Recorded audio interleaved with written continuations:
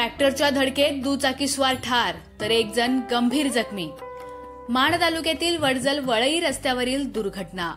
तब्बल 10 दिवसानंतर म्हसवड पोलिसात गुन्हा दाखल। पाहुयात सविस्तर बातमी। माण तालुक्यातील वडजल ते वळई रोडवर मरगळवाडी हद्दीत ट्रॅक्टरने मोटरसायकलला जोराची धडक दिल्यानं एक जण जागीच ठार झाला तर एक जण गंभीर जखमी झाला। या अपघातात साजन दत्ता सावंत राहणार विरळी हा जागीच ठार झाला तर प्रमोद दिगंबर काटकर राहणार वडजल हा गंभीर जखमी झाला। म्हसवड पोलीस ठाण्यात तक्रार दाखल झाली आहे।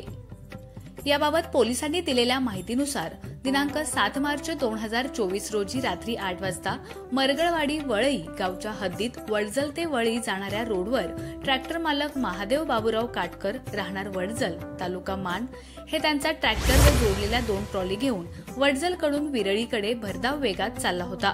या ट्रॅक्टरने समोरून येणाऱ्या मोटरसायकलला जोरदार धडक दिली। या धडकेत पाठीमागे बसलेला साजन सावंत यांच्या डोक्याला गंभीर मार लागला होता।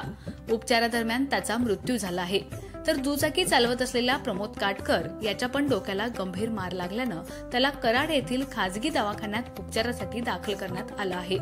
साजन सावंत व प्रमोद काटकर यांना उपचारास न नेता आणि घडलेल्या अपघाताची माहिती पोलीस स्टेशनला न देता ट्रॅक्टर मालक तेथून पळून गेला। म्हणून सौ प्रमिला दत्ता सावंत यांनी महादेव बापूराव काटकर यांच्या विरुद्ध म्हसवड पोलीस ठाण्यात तक्रार दाखल केली आहे। अधिक तपास म्हसवड पोलीस स्टेशनचे पोलीस निरीक्षक सखाराम बिराजदार यांच्या मार्गदर्शनाखाली पोलीस उपनिरीक्षक अनिल वाघमोडे करीत आहेत।